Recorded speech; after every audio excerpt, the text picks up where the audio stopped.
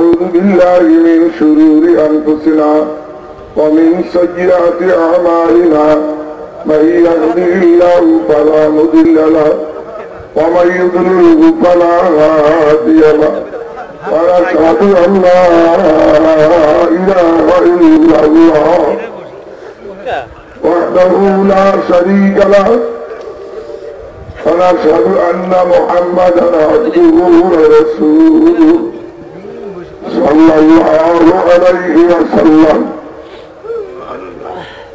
قال الله تعالى في كلامه المجيد والقرآن الحميد: يا أيها الذين آمنوا اتقوا الله وابتغوا إليه الوسيلة وجاهدوا في سبيله لعلكم تفلحون. وقال رسول الله صلى الله عليه وسلم: إن العلماء ورثة الأنبياء. وقال عليه الصلاة والسلام: حب الدنيا رأس كل خطيئة. إن الله وملائكته يصلون على النبي يا أيها الذين آمنوا صلوا عليه وسلموا تسليما. اللهم صل على سيدنا ونبينا وسيدنا وحبيبنا ومولانا محمد صلى الله عليه وعلى آله وأصحابه وبارك وسلم. اللهم صل على سيدنا ونبينا وشفينا وحبيبنا ومولانا محمد صلى الله عليه وعلى آله وأصحابه وبارك وسلم. اللهم صل على سيدنا ونبينا وشفينا وحبيبنا ومولانا صلى الله عليه وعلى آله وأصحابه وبارك وسلم. اللهم صل على سيدنا ونبينا وشفينا وحبيبنا ومولانا محمد صلى الله عليه وسلم. الحمد لله وحده والصلاة والسلام على من لا نبي بعده. حاضران مجلس،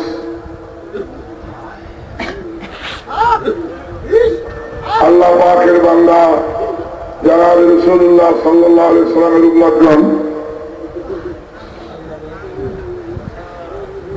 অনেক বক্তা পিছনে সিরিয়ালে আছে, এই জন্য আমি লম্বা চৌড়া কথা বলবো না। এলাকায় তো আমার কথা আপনারা শুনেই থাকেন, বিভিন্ন এলাকায়। আল্লাহ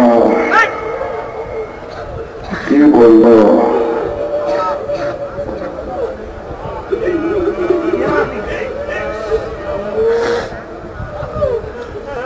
আমি কোরআনুল কারীম থেকে ছোট্ট টুকরো আয়াতে কারিমা তেলাওয়াত করেছি। সূরা মায়দা থেকে 105 নম্বর আয়াত। আউযু বিল্লাহি মিনাশ শাইতানির রাজীম। ইয়া আইয়ুহাল্লাযীনা আমানুত্তাকুল্লাহ। আল্লাহ পাক বলেন, হে ঈমানদার নারী পুরুষেরা, তোমরা আমি আল্লাহকে ভয় করো। আমি যেমন বড়, আমার শাস্তিও তেমন বড়। আমি যেমন বড়, আমার পুরস্কারও তেমন বড়। হাদিস শরীফে বর্ণিত আছে, হুজুর আকরাম সাল্লাল্লাহু আলাইহি ওয়াসাল্লাম ইরশাদ করেন, ঈমান লিন-নার বিকদরি আমা সাবরুকা আলাইহা।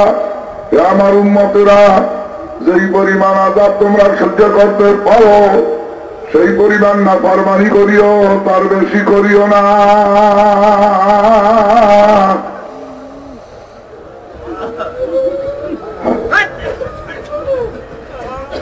দেখছেন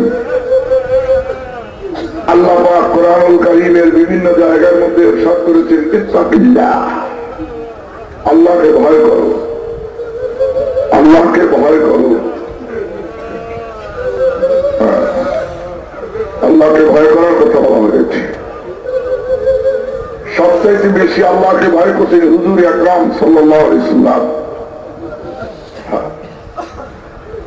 আর আল্লাহকে যে ভয় করেন আল্লাহ পাক তাকে দুনিয়া এবং আখিরাতে সব জায়গায় হেফাজত করেন। হুজুর আকরাম সাল্লাল্লাহু আলাইহি ওয়াসাল্লাম জন্মের আগের থেকেই তার পিছনে শত্রু লেগেছিল, কিন্তু কিছুই করতে পারে নাই। হুজুর আকরাম সাল্লাল্লাহু আলাইহি ওয়াসাল্লামের পিতার নাম ছিল খাজা আব্দুল্লাহ। এই আব্দুল্লাহ ব্যবসা করতে গেছিলেন আব্দুল্লাহ জুহুরির সাথে। খাজা আব্দুল মুত্তালিব আব্দুল্লাহ জুহুরিকে বললেন, দোস্ত আমার ছেলেটাকে একটু ব্যবসা বাণিজ্য শিখান দরকার, তুমি তো ব্যবসা করো, সিরিয়ার ওকে নিয়ে যাও। বলে ঠিক আছে।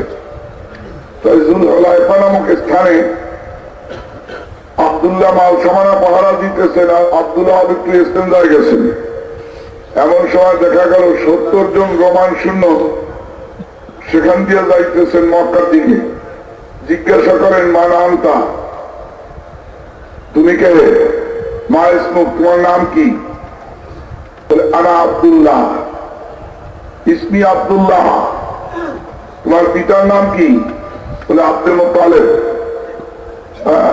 বাড়ি কোথায়? বলে মক্কায়।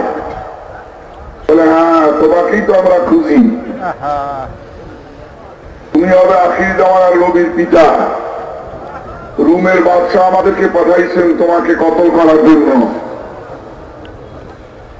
তোমাকে খুন করার জন্য রুমের বাদশাহ আমাদেরকে পাঠাইছেন। এদিকে আব্দুল্লাহ জুহুরি আইসা বলতেছেন, হে আব্দুল্লাহ, তুমি তোমার নাম বললা কেন? তুমি বলতে না আমার নাম আব্বাস, আব্দুল্লাহ আমার ভাই, আমাদের চেহারা একই রকম। খাজা আব্দুল্লাহ বলতেছেন, না, জীবন মরণ আল্লাহ তাআলার হাতে, আমি মিথ্যা কথা বলতে পারবো না। আমি বলছি সদাক্তা, সত্য বলেছি, আমার নাম আব্দুল্লাহ। দেখছেন? তখন বলে তাহলে মৃত্যুর জন্য তৈয়ার হয়ে যাও। জোরকানি কেতাবে লেখে, কাফের সৈনিকরা যখন তলোয়ার উঠিয়ে হযরত আব্দুল্লাহর দিকে আসতেছিল, আব্দুল্লাহ একটা শুকনা খেজুরের দেবে হাতে নিলেন, ওইখানে তলোয়ার হয়ে গেল। এইটা রবিউল আউয়াল মাস, এটা তলোয়ার হয়ে গেল। দেখছেন? ওইটা ঘুরাইতেছেন আর বলতেছেন, আমার ঔরাসে যদি আখির জামানার নবী আসে তাতে আমার দোষ কোথায়? আমাকে মারবা কেন? এমন সময় আব্দুল্লাহ জুহুরি বর্ণনা করেন যে আমি দেখতেছিলাম আসমান থেকে 70 জন জুব্বা পরিহিত, পাগড়ি পরিহিত লোক তলোয়ার নিয়া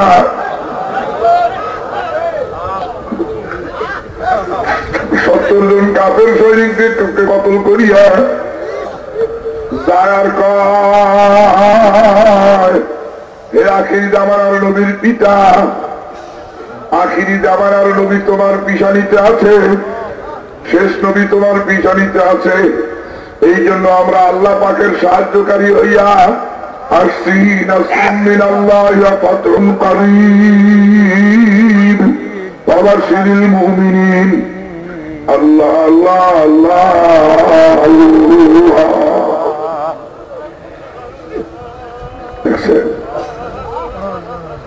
নবীজি ইন্তেকালের আগের থেকেই নবীজির পিছনে শত্রু লাগা ছিল, কিন্তু শত্রুতে কিছু করতে পারে নাই।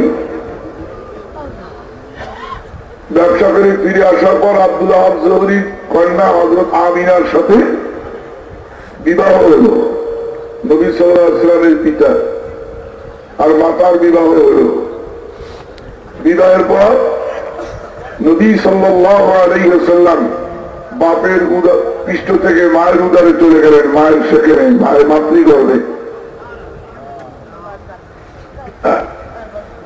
মা আমিনা বর্ণনা করেন, আমি মোহাম্মদকে গর্ভে থাকাকালীন মোহাম্মদ আমার গর্বে থাকাকালীন আমি অনেকগুলি সুস্বপ্ন দেখেছি। তার মধ্যে হযরত আসিয়া, হযরত মরিয়ম এদেরকে দেখেছি, হযরত ইব্রাহিম আলাইহিস সালামকে কয়েকবার দেখেছি। তিনি এসে আমাকে বলছেন যে তোমার গর্বে আছে আখিরি জামানার পয়গম্বর।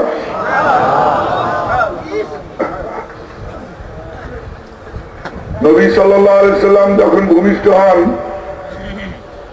হযরত আব্বাস রাদিয়াল্লাহু তাআলা আনহু বলেন যে আমি ভাতিজার জন্য একটা খেলনা নিয়ে গেলাম। আমার খেলনার দিকে সে হাত বাড়াইল না, দেখি হাত এমনি এমনি নড়ে, আর আসমানের চন্দ্রও নড়ে। নবীজির হাত যেদিক যায় আসমানের চন্দ্র সেদিক যায়। আসমানের চাঁদের সাথে যাকে খেলা করার জন্য বানাইছে, দুনিয়ার খেলা দিয়ে সে কি করবে? আল্লাহ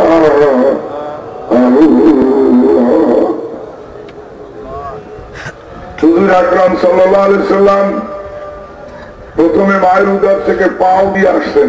আগে মাথা আসে, কিন্তু ছেলে মেয়েদের মাথা আসে, কিন্তু হুজুরের আসছে পাও। কারণ হুজুর পৃথিবীকে লাথি মেরে আসছেন, দুনিয়াকে লাথি মেরে দিনকে রেখেছেন বুকে। জান্নাতপুরে গিয়ে তিনি থাকবেন পরম সুখে।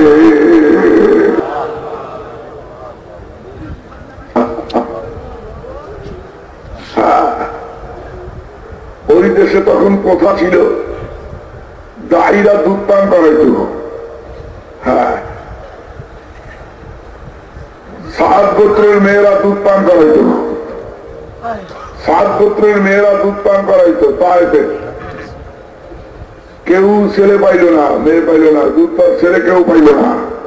প্রত্যেকে বলতেছে না কোন দুধ পান করানোর কোন ছেলে পাইতেছি না। একটা এতিম ছেলে আছে, ওর কোন গার্জিয়ান নাই, ওর পয়সা করে দেবে না, এই জন্য ওই আমরা পালাইতে আসছি।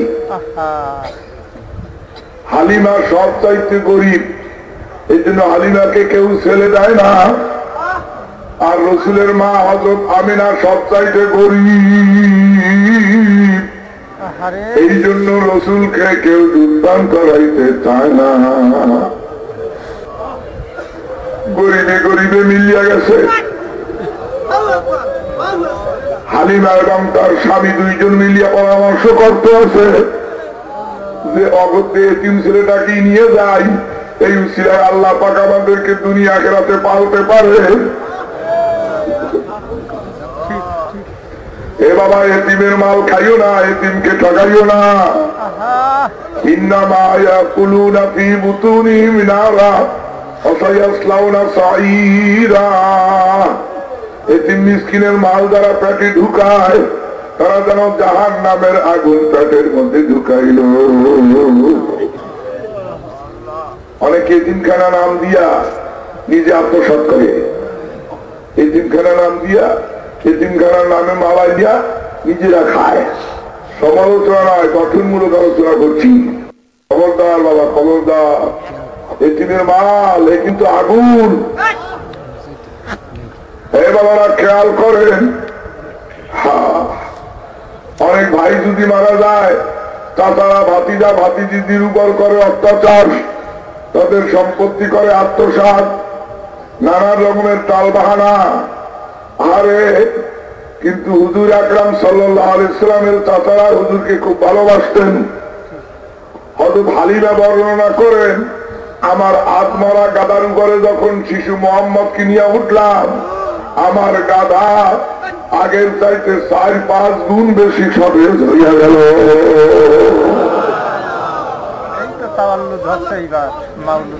আমার সাথীদেরকে নিয়ে আমি তারাইয়া তুই আমি বাড়িতে গেলাম, ওরা পিছনে বলিয়া গেল। দেখি আমার বাড়িতে যত দুর্বল বকরি আছিল, সমস্ত বকরিগুলি তাজা হইয়া গেছে।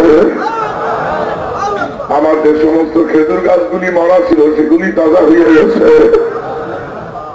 এগুলি শিশু নবীর মুজিজা। বাবা, নবীদের মুজিজা হক, আউলিয়াদের কারামত হক। বাবারা খেয়াল করেন, কিসসা বলা আমার উদ্দেশ্য নয়। নিজের হস্তাক্ষর সুন্দর করতে হলে যেমন একখানা আদর্শ লিপি সামনে রাখতে হয়, ওই লেখায় লেখায় হাত ঘুরাইলে নিজের হাতের লেখা সুন্দর হয়। তদ্রূপ নিজের জীবন গঠন করতে চাইলে নবীর জীবনী সামনে রাখা লাগে, তাহলে নিজের জীবন গঠন করা অত্যন্ত সহজ হইয়া যায়।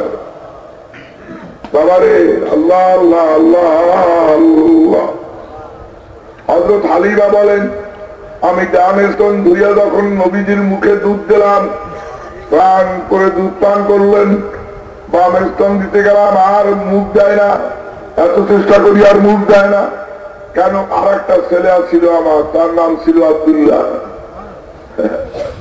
স্বামীর নাম হারেস, ছেলের নাম আব্দুল্লাহ। আব্দুল্লাহ দুধ খাওয়া লাগবে, এই জন্য একটা দুধ ভাইয়ের জন্য রাখলো, আর একটা নিজে খাইল। শিশু নবী, তিনিও ন্যায় ইনসাফ প্রতিষ্ঠা করে গেছেন। শিশু অবস্থায় তিনি শরীর ঠকান নাই, হক ঠকান নাই। এ বাবা, খবরদার কেউ হক ঠকাইও না, শরীর ঠকাইও না, মওলার কাছে বিপদে পড়িয়া যাবা। আল্লাহ পাক বলেন, যারা হক ঠকাইলো তারা তারা আমাকে ঠকাইলো। খবরদার খবরদার। এ বাবারা, হযরত হালিমা 4 বছর মতান্তর 6 বছর লালন পালন করিয়ে যখন আমিনার কাছে নিয়ে আসলো, হযরত আমিনা এইবার নবীজিকে নিয়ে বেশ খুশিতে ছিলেন। কিছুদিন পর নবীজি বলতেছেন, মা, প্রত্যেকের আব্বা সন্ধ্যার সময় বাড়িতে নিয়ে যায়। আমার আব্বা তো কোন সময় আমাকে নিয়ে গেল না, আমার আব্বা কোথায়?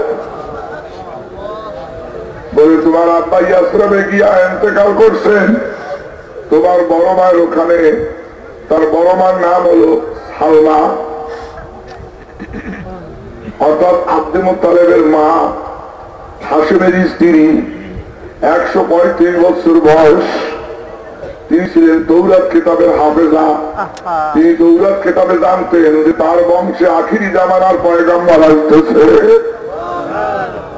এই জন্য আল্লাহর কাছে দোয়া করছেন নেক হায়াতের জন্য, যে মাবুদ, আখিরি জামানার পয়গম্বরের সাথে সাক্ষাৎ না করাই আমার মৃত্যু দিও না। খেয়াল করেন, আল্লাহ আল্লাহ আল্লাহ আল্লাহ। জোরকানি কিতাবে লেখে, আসাহুস সিয়ার কিতাবে লেখে, বাবা আল্লাহ, হযরত আমিনা ছেলের কান্না দেখে আর সহ্য করতে পারলেন না। তিনি কি করলেন? শ্বশুরের কাছে বললেন সব কথা। আব্দুল মুত্তালিব একটা উট ভাড়া করিয়ে দিয়া উম্মে আয়মান নামক এক দাসীকে সাথে দিয়া মদিনায় পাঠাইলেন। উম্মে আয়মান বর্ণনা করেন, হযরত উম্মে আয়মান রাদিয়াল্লাহু তাআলা আনহা বর্ণনা করেন, শিশু নবী পিতার কবরের কাছে যাইয়া এমন কান্দা কাঁদলেন, আমি জিন্দেগিতে তাকে ওই রকম আর কোনদিন কাঁদতে দেখি নাই। তাকে আর জিন্দেগিতে ওই রকম কোনদিন কাঁদতে দেখি নাই। এরপরে সালমার ঘরে গিয়া বলেন, দাদি যান, আমি আসছি, আমি আপনার নাতি বউ, আমার নাম আমিনা, আব্দুল্লাহর স্ত্রী আমি। বলে, তোমাকে দিয়া করবো কি? তোমার গর্ভজাত সন্তান কই? বলে, এই তো আমার কোলে। বলে, দাও, আমার হাতে দাও। উনি চোখে দেখেন না, এইভাবে হাত পাততেছেন। নবীজি ভয় পাইতেছেন। হযরত আমিনা বলতেছে, যাও, তোমার বড় মা, তোমার বড় মা। শারহে নাজুল বালাগা নামক কিতাবের মধ্যে লেখে, নবীজি ঝাঁপ দিয়া বড় মা বলিয়া যখন ওই বুড়ি মেয়ে লোকটার কোলের মধ্যে গেল, 2 গালে চুমো দিলেন। হাত রাইতে মহরে নবুয়ত পাইয়া গেলেন। মহরে নবুয়তে চুমা খাই কবুতরের ডিম্বের মতন। চোখে তো দেখেন না, উপরের দিক তাকাইয়া বলে, ও কাবার প্রভু, ও ইব্রাহিমের প্রভু, এই শিশুর ধর্ম কি হবে তা তো আমি জানি না। এই শিশুর যেই ধর্ম, সেই ধর্মের উপর আমি ঈমান আল্লাহ। এই বলার পরেও সালমা ইন্তেকাল করে গেলেন। 1 মাস 1 মাস মদিনায় অবস্থান করিয়া যখন আবার মক্কা বিমুখে রওনা করলেন, আবওয়া নামক স্থানে পথের মধ্যে হযরত আমিনার গায়ে আসলো কঠিন জ্বর। ডাক দিয়ে বলতেছেন, উম্মে আয়মান, মুহাম্মাদের কপাল বুঝি আবারও পুড়তে বসেছে। বলে কে বলেন, কেউ কথা বলেন কেন? বলে আমি আর ভালো হব না, আমার গায়ে জ্বর আইছে, আমি মারা গেলে আমাকে এইখানে কবর দিবি। উম্মে আমার মোহাম্মদকে নিয়ে তার দাদার হাতে সুপর্দ করবি, আর আমার মোহাম্মদ ধুলাবালি গায়ে মাখাইয়া দুপুরের রৌদ্রের সময় আসছে যখন মা মা করিয়া দাঁড়িয়ে, তুই সামনে গিয়া দাঁড়াবি আর বলবি আমি তোমার মা।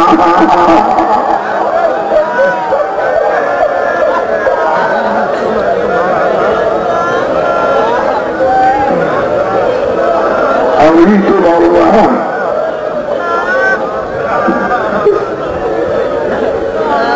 পারবি না? বলে খুব পারবো।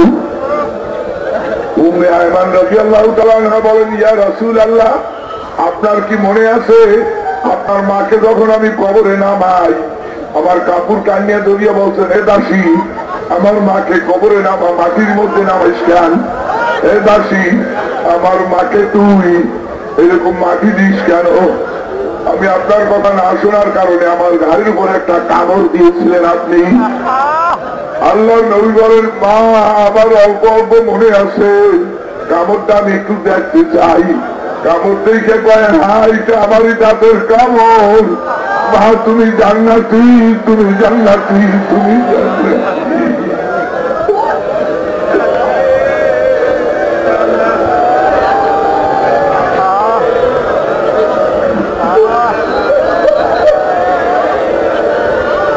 নবী আমার বলেন, আমার মা 3 জন, একজন হলেন গর্ভধারিণী মা আমিনা, আর একজন হলেন হযরত হালিমাতুস সাদিয়া, আর একজন হলেন উম্মে আয়মান। আল্লাহ নবীর বয়স যখন আল্লাহ 20 বছর, 20 বছর বয়সের সময় চাচার সাথে ব্যবসা করতে গেছেন সিরিয়ায়। আল্লাহ কোহায়রা নামক এক পাদ্রীর সাথে দেখা হয়েছিল। সেই পাদ্রী বলেছিল, লাত এবং উজ্জার কসম দিয়ে বলি, আপনি কোন ধর্মের অনুসারী? বলে খবরদার, লাত আর উজ্জার কসম আমাকে দেবেন না, আমি লাত উজ্জাকে মানি না। বলে আপনি তাহলে কি মানেন? বলে এই নীল আসমান যিনি সৃষ্টি করেছেন, এই জমিন যিনি সৃষ্টি করেছেন, আমি তাকে মানি, তিনি আমার রব, তিনি আমার প্রভু, তিনি আমার সব। বলে তাহলে আপনি আমাদের ধর্ম গ্রহণ করেন। বলে আপনাদের ধর্মেও আমার যথেষ্ট সন্দেহ আছে। বলে কি সন্দেহ? বলে আল্লাহ তো কোনো শরীক থাকতে পারে না, আল্লাহ তো আল্লাহই। সুতরাং আপনারা মরিয়মকে মেরি বলেন, খোদার স্ত্রী বলেন, আর যিশুকে খোদার পুত্র বলেন। সুতরাং আপনাদের ধর্মের ব্যাপারে আমার সন্দেহ আছে। বলে তাহলে আপনি কি করবেন? বলে আমার দ্বারা মাওলায় কি কাজ দেবে তা আমি জানি না, আমার মাওলাই ভালো জানে। দেখেন, নবুয়তি পাওয়ার পূর্বেই তিনি আল্লাহকে ভয় করছেন, আর নবুয়তি পাওয়ার পরের তো কথাই নাই। ইয়া আইয়ুহাল্লাযীনা আমানুত্তাকুল্লাহ,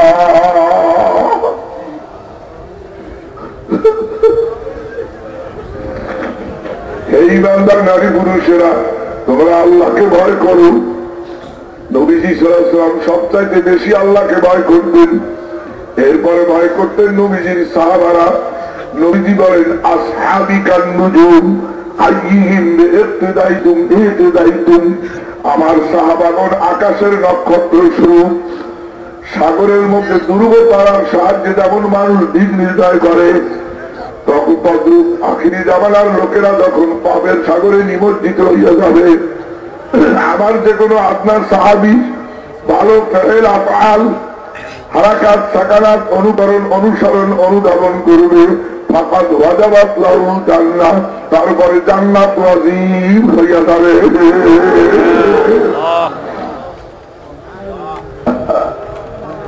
আমার ভাই ভাইরা মোহাম্মতের বাবারা, একবার নবীজি সাল্লাল্লাহু আলাইহি সাল্লাম হযরত ফাতেমার বাড়িতে গেলেন, গিয়ে ডাকতেছেন, মা ফাতেমা, ও ফাতেমা, বাড়ি আসো মা ফাতেমা। ফাতেমা ঘরের ভিতর থেকে বলে, আব্বা আপনি ঘরের মধ্যে আর আসবেন না, ঘরের মধ্যে আসার মতন পরিবেশ নাই। বলে কেন?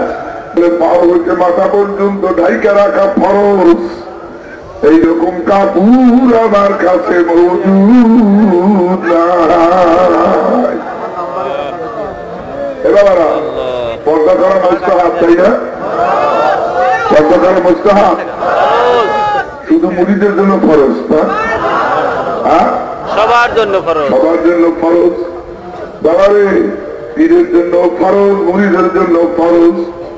শরিয়াত হলো দুধ তুল্য, মারেফাত হলো ঘি।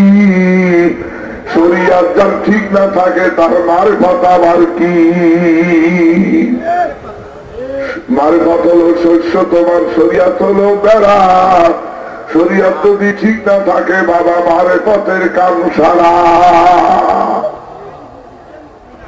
বাবারে একটু খেয়াল করিয়া দেখেন, বলে বাবার সামনে মেয়ের আবার পর্দা কিসের?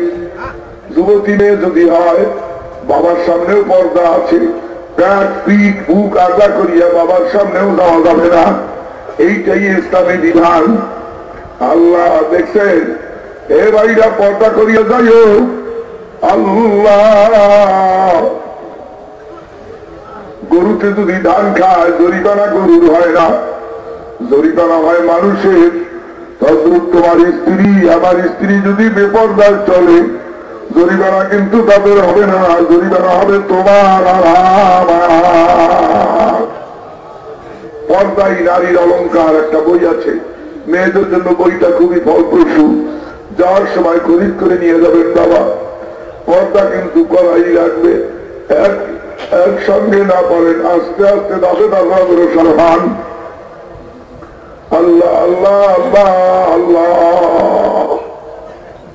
এবার খেয়াল করেন, হ্যাঁ, হুজুর আকরাম সাল্লাল্লাহু আলাইহি সাল্লাম কাদের রুমাল ইবনে দারির খেতাবে রাখে মাথার পাগড়ি, আসাউসিয়ার গ্রামে রাখে গায়ের জুব্বা, অন্য এক খেতাবে রাখে গায়ের চাদর, ঘরের মধ্যে নিক্ষেপ করলেন।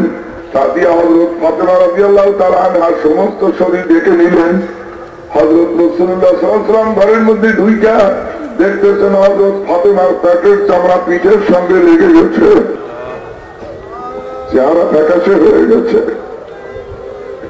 পেটের চামড়া পিঠের সঙ্গে লেগে গেছে, চেহারা ফ্যাকাশে হয়ে গেছে। এখন বলতেছে, মা, ও মা, মাগো তোমার কি অসুখ হয়েছে? বলে, আব্বা ভাতের অসুখ ছাড়া আমার আর কোন অসুখ নাই।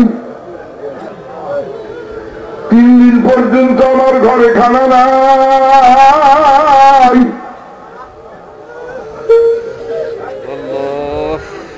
আপনার জামাইও বাড়িতে নাই। হালাল উপার্জন করার জন্য গেছে। কাসমুল হালাল ফরিদাতুন বাদাল ফরিদা, সমস্ত ফরজ ইবাদত করার পর হালাল রিজিক উপার্জন করা হলো ফরজ।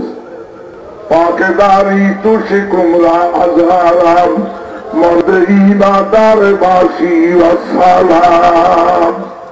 যে ব্যক্তি হারাম মাল থেকে নিজের পেটকে পবিত্র রাখবে, কিয়ামতের দিন শান্তিময় জান্নাতে তাকে স্থান দেওয়া হবে। এ বাবা, হালাল হারাম কমিজ করিয়া চলিও, খবরদার খবরদার।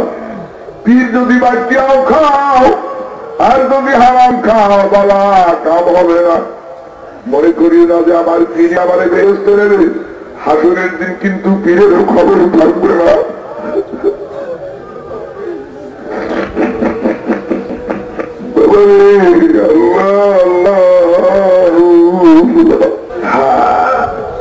হাসান হোসেনকে রাগ করিয়া মাদ্রাসায় পাঠাইছি বক্তব্যে। হাসান হোসেনের রাগের কথা শুনিয়া নবীজি মনে খুব কষ্ট পাইলেন। হাসান হোসেনকে নবীজি অত্যন্ত ভালোবাসতেন, অত্যন্ত ভালোবাসতেন। একদিন হযরত হাসান বলতেছেন, হোসেন বলতেছেন, না না, আমাদেরকে একটা ঘোড়া কিনিয়ে দাও। ঘোড়া কেনার মতন তৌফিক আমার নাই, তোমরা আমার পিঠে চড়ো। একবার হাসানের পালা, একবার হুসাইনের পালা। ও না না, ঘোড়ার তো লাগাম আছে, তোমার লাগাম করি। মাথার চুল ধরিয়া দেয়, এই যে আমার লাগাম। ইমাম আবুল্লাহ সমরকন্দি রহমাতুল্লাহ আলাইহি তার কিতাবে তিনি লেখেন, আল্লাহ পাক বলতেছেন, দোস্ত তোমাদের নানা নাতির খেলা বন্ধ করিও না। আমি তো দেখতে আছি আসমান থেকে 70,000 ফেরেশতা এই খেলা দেখার জন্য মদিনায় অবতীর্ণ হয়েছে।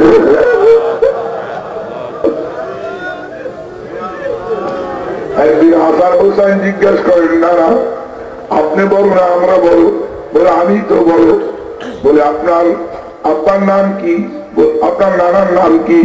বলে আমার নানার নাম আব্দুল্লাহ জুহরি। বলে আমাদের নানার নাম মুহাম্মাদুর রাসূলুল্লাহ। আপনার আব্বার নাম কি? বলে আব্দুল্লাহ। বলে আমাদের আব্বার নাম আসাদুল্লাহ আলী কাররামুল্লাহ। আপনার মায়ের নাম কি? বলে আমিনা। বলে আমাদের মায়ের নাম খাতুনে জান্নাত ফাতিমা। নবী আমার মুখে চেপে ধরে হাসান হোসেনকে বলেন, হ্যাঁ ভাই, মানুষ হিসাবে তোমরাই বড় আর নবী হিসাবে আমি বড়। জান্নাতের মধ্যে তোমরা হবে যুবকদের সর্দার।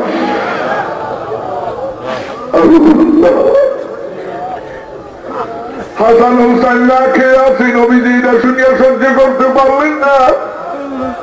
ফাতেমার হাত খাড়াইয়া নিজের পেটের মধ্যে লাগাইয়া বলতে আছেন, মা রে ও মা, 1 মাস যাবত আমাদের চুলায় আগুন জ্বলে না।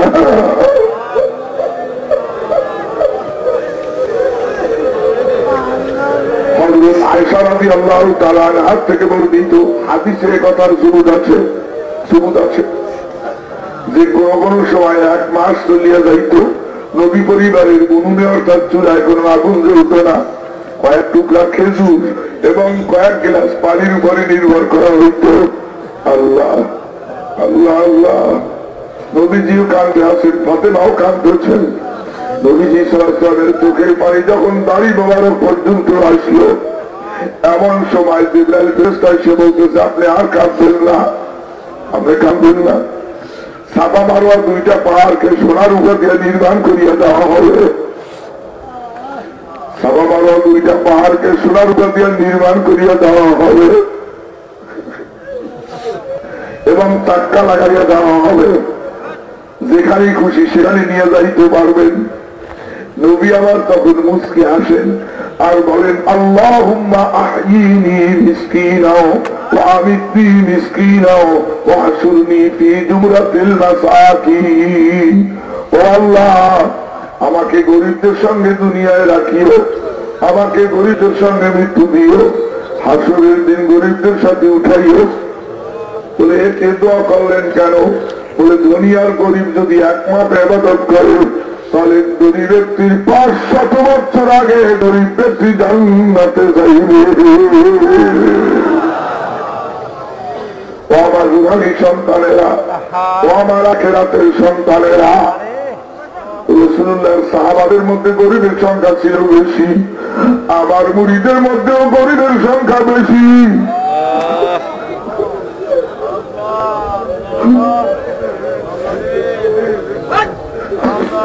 অনেক পীরেরা আছে মালদার লোক ধরে ধরে মুরিদ করে।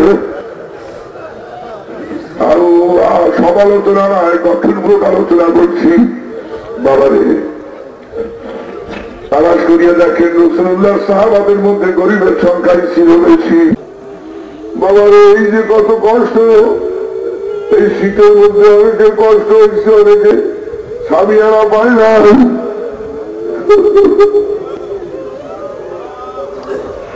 কিন্তু হাসরের দিন আল্লাহ পাক যখন বলবেন, ফাদখুলি ফি ইবাদি ওয়াদখুলি জান্নাতি, তোমরা নেককার বান্দাদের অন্তর্ভুক্ত হয়ে গেছো এবং তোমরা জান্নাতে দাখিল হইয়া যাও, তখন বাবা খুশি আনন্দ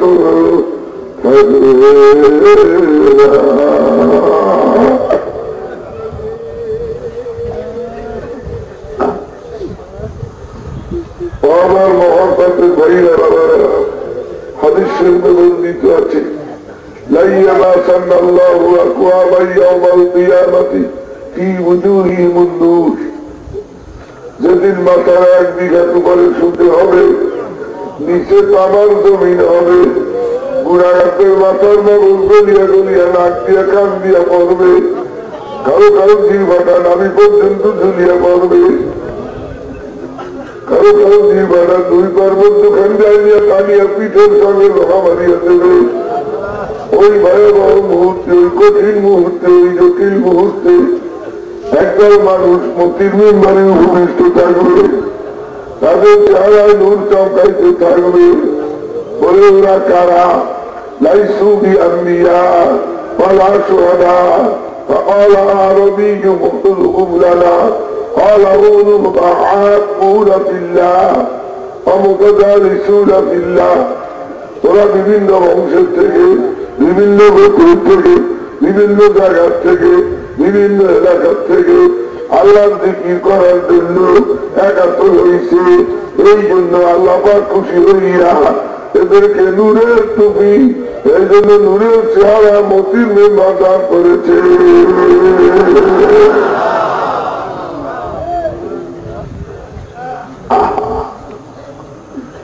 আমার মহাব্বতের ভাইরা, মহাব্বতের বাবারা, কারে কই আর কারে বুঝাই, দিল কোথায় আর কান কোথায়। দুনিয়াটা হল পরীক্ষাগার আর আল্লাহ স্বয়ং হল পরীক্ষক। আমরা সবাই পরীক্ষার্থী, পরীক্ষায় হয় পাস নাই ফেল। বাবারে পাস করা বড় কঠিন।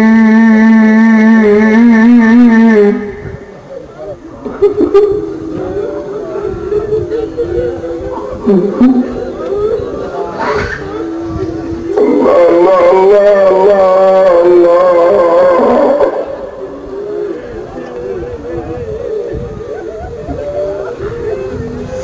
মহব্বতের ভাইরা, মহব্বতের বাবারা, স্বর্ণকার আগুনে পোড়া দিয়ে যেমন স্বর্ণের খাদ বাহির করে, তারপরে স্বর্ণ দিয়ে গহনা বানায়।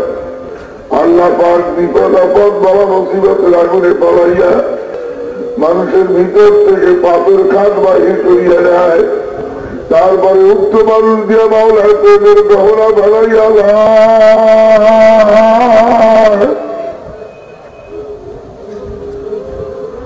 প্রেমের গহনা বানাইয়া যায়। আল্লাহ আল্লাহ আল্লাহ আল্লাহ। এরপরে প্রেমের গহনা বানাইয়া যায়। এক রাজকন্যা মাকে কলসি কন্দে লইয়া নদীতে পানি আনতে গেছে। এখন নদীর চরের মাটি বলতেছে, ও মাটি, তুমি ও মাটি, আমি ও মাটি, তুমি রাজকন্যার কোলে উঠেছ, আমি পায়ের তলায় চটকানি খাই, ব্যাপার কি? এখন কলসিতে বলে, আমি যে কত চটকানি খাইছি,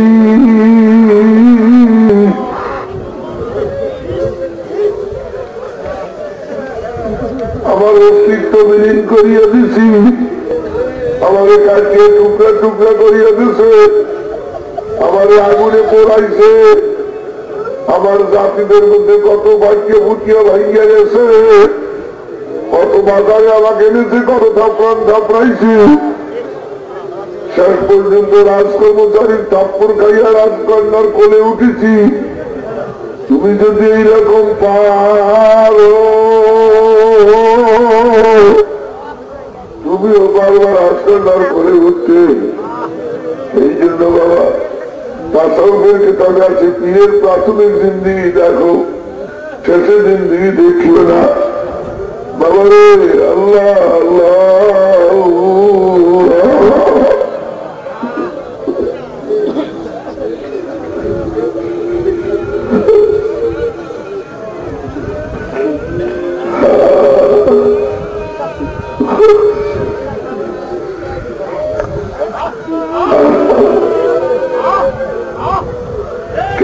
তালাশ করিয়া দেখো বাবা, বিশ্ব কুতুবের জীবনী মৌলানা রশিদ আহমদ গঙ্গুহি রহমতুল্লাহ আলাইহির জীবনী আছে, হায়াতে গঙ্গুহি। যাওয়ার সময় খরিদ করিয়ে নিও বাবা, অনেক কিছু জানতে পারবা, অনেক অজানা জিনিস জানতে পারবা, তোমার কপাল খুলিয়ে যাইবে।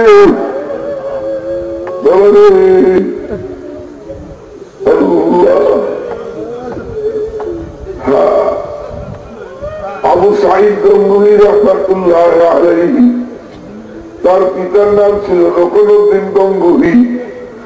এই আবু সাঈদ গঙ্গুহি রাহমাতুল্লাহ আলাইহি তার মায়ের কাছে বলতেছে, মা আমার দাদা ছিলেন বিশ্ব কুতুব আব্দুল কুদ্দুস গঙ্গুহি, তাকে তো আমি পাই নাই, আমার আব্বাকেও আমি পাই নাই। এখন আমি গঙ্গু থেকে যে নিয়ামত বলক শহরে গেছে, সেখান থেকে আমি নিয়ামত আনতে চাইতে চাই, নিজামুদ্দিন বলখির কাছে মুরিদ হইতে চাই। বলে যাও বাবা, আল্লাহ যদি তো বিদ্যায় পাবা, আমি দোয়া করতে আসি, তোমার আরেক বানাইছি, এইবার বলক শহর থেকে নিয়ামত লইয়া আসো। এইবার বলক শহরে গিয়ে দেখে নিজামুদ্দিন বলখি মুরিদান লইয়া কথাবার্তা বলতে আছে। নিজামুদ্দিন বলখি খবর শুনছিল তার পীরের নাতি আসছে, পীরের আওলাদকে ভক্তি করতে হবে, শ্রদ্ধা করতে হবে, মহব্বত করতে হবে, তবে উপযুক্ত হলে মুরিদ হওয়া যাবে না। মুরিদ হওয়া আর ভক্তির শ্রদ্ধা করা কিন্তু এক কথা নয় বাবা, এটা কিন্তু ভিন্ন জিনিস। পীরের ছেলে হইলেই যে পীর হবে এমন কোন কথা না, পীরের ছেলে যে পীর হইতেই হবে না হবে এমন কোন কথা না। নূহ নবীর ছেলে কেনান কাফের হইয়া গেল, কিন্তু আর কথা ঠিক না।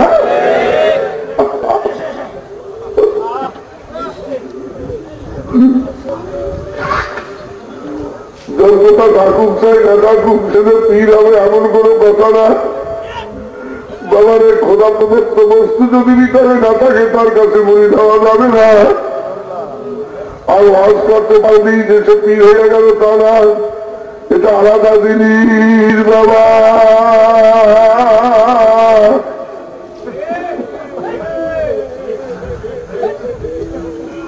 কি জিনিসটা বোঝা যাবে না, বোঝা যাবে।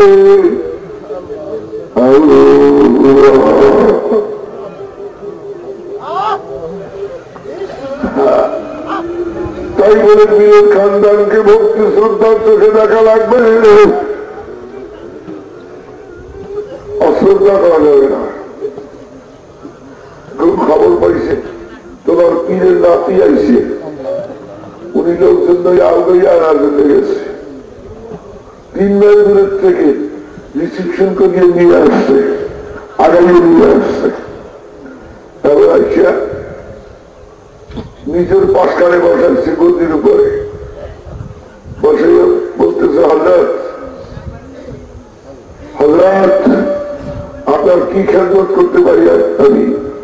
আপনি আমার শায়েখের খানদান, আপনি আমার পীরের খানদান। উনি বলতেছে, আমি এই খেদমতের জন্য আসি নাই, খেদমত নেওয়ার জন্য আমি আসি নাই, খেদমত করার জন্য আসছি। বলে কি রকম?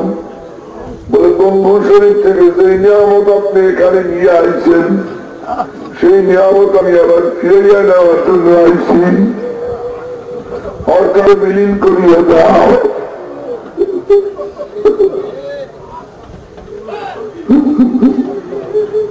তোমার মর্তবা হাসিল হবে।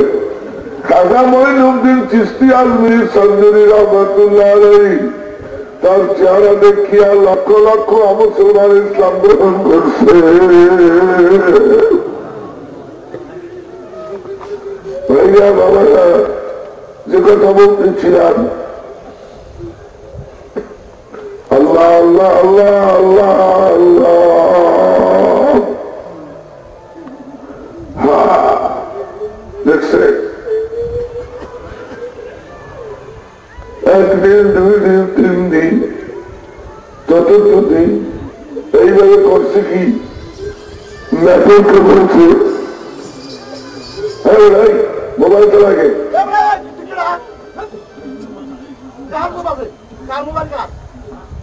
খেয়াল করেন আল্লাহ আল্লাহ মোবাইল হলো মাখলুকের সাথে যোগাযোগের মাধ্যম আর এখন আল্লাহর সঙ্গে যোগাযোগ করার জন্য বসে বাবা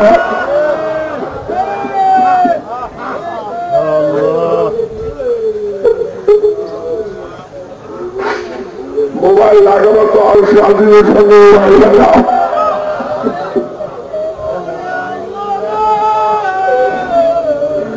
الرحمن على العرش استوى فاسأل به خبيرا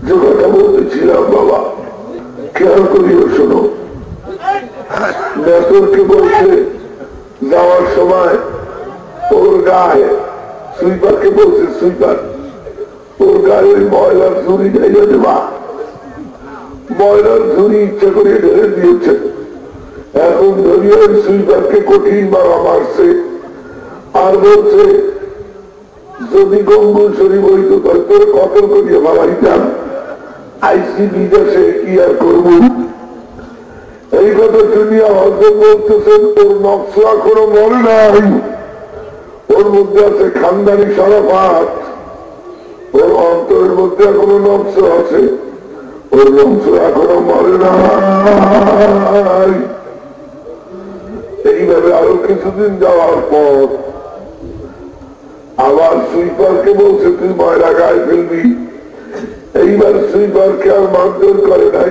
গরম নজরে তাকাইছে দ্বিতীয়বার কিছুদিন পর সুইপার যখন আবার গায়ে ময়লা ফেলছে এইবার সুইপারকে বলো ভাই তোমার কি মির্গি রোগ আছে নাকি ও ভাই তোমার কি মির্গি রোগ আছে নাকি আসো আমি আগে তোমাকে ধোয়াইয়া দেই তারপরে আমি ধুই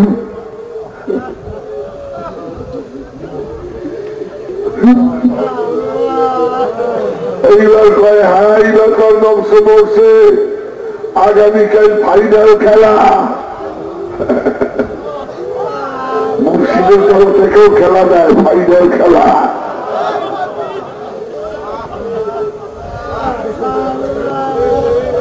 আল্লাহ কয় আগামীকাল চলো শিকার করতে যাই শিকারী কুকুরের সাথে মাথায় রশি লাগাইয়া জঙ্গলের মধ্যে নিয়ে গেছে জঙ্গলে যেমন শিকার দেখে শিকারী কুকুর কেমন করে তত বোঝেন আরে মই যেমন ক্ষেতের মধ্যে মই যায় ওই রকম সারা বাগানের মধ্যে ডান নিয়ে বেড়াইতে আছে আর গাছের শিকারে বাঁচিয়ে শরীর থেকে রক্ত স্রোত বইয়ে যায় প্রত্যেক রক্ত ফোটার মধ্যে বাবা এরকম কারণে তৈরি নকশা দেখা যায়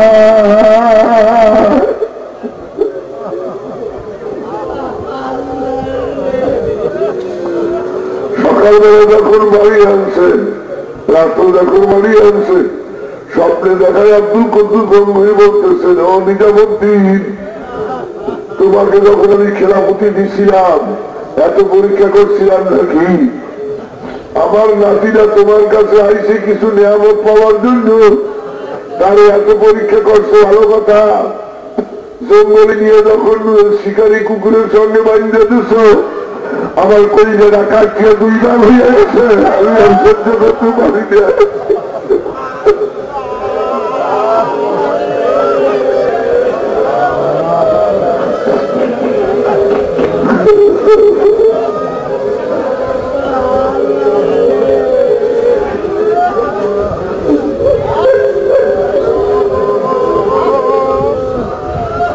পরের দিন সকালবেলা ডাক দিয়া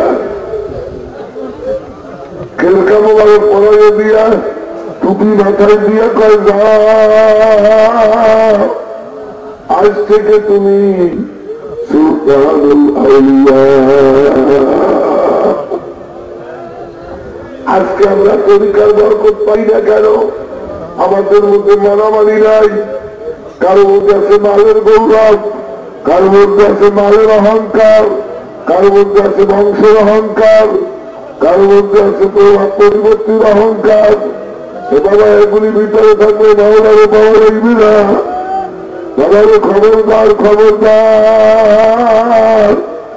আর সুদের সাথে যারা জড়িত আছো, পীর বাচ্চা খাইলে মাওলারে পাবে না। এবার সুদের গুণা বড় গুণা, মায়ের সাথে দেনা করার চাইতেও বড় গুণা।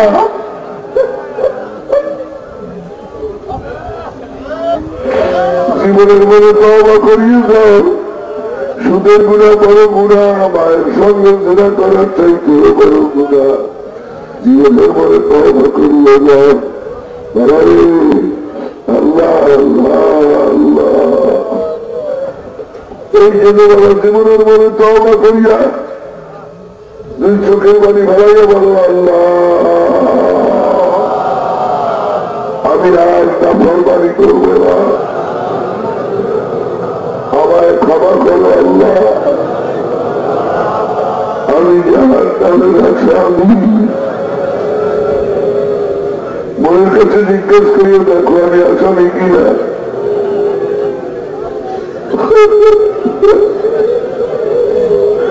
পীর আসামি, মুরিদ আসামি,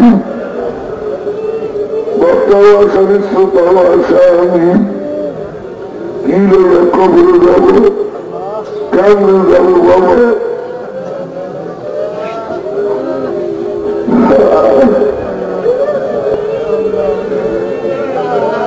আমি যদি জাহান্নামী হই, আমাকে কবরে রাখার সাথে সাথে জাহান্নামের পোশাক পরানো হবে। আর আমি যদি জান্নাতি হই, আমাকে কবরে রাখার সাথে সাথে আপনি সুলফের আশা কবরের মধ্যে নূরের বিছানা বিছাইয়া দেবে। আল্লাহ আল্লাহ আল্লাহ।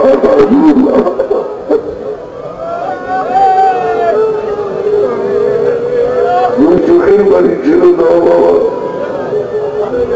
পিতাহারা পুত্র যেমন কাঁদে, মাহারা সন্তান যেমন কাঁদে, স্বামী হারা বিধবা স্ত্রী লোক যেমন কাঁদে, ওই রকম কাঁদো বাবা কাঁদো।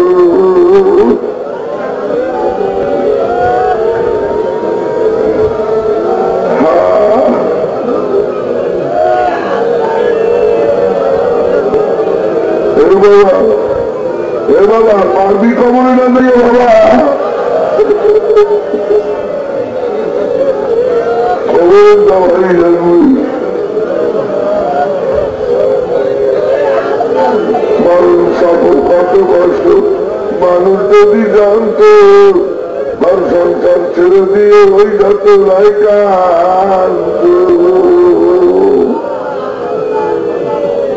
খবরে শুয়ে যাও।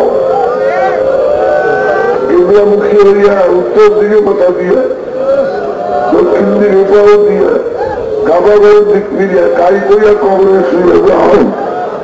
মনে করো আমি কবরে শুয়েছি, এইবার আবার উঠাই কি আল্লাহ দেখে মাহবুব আল্লাহ।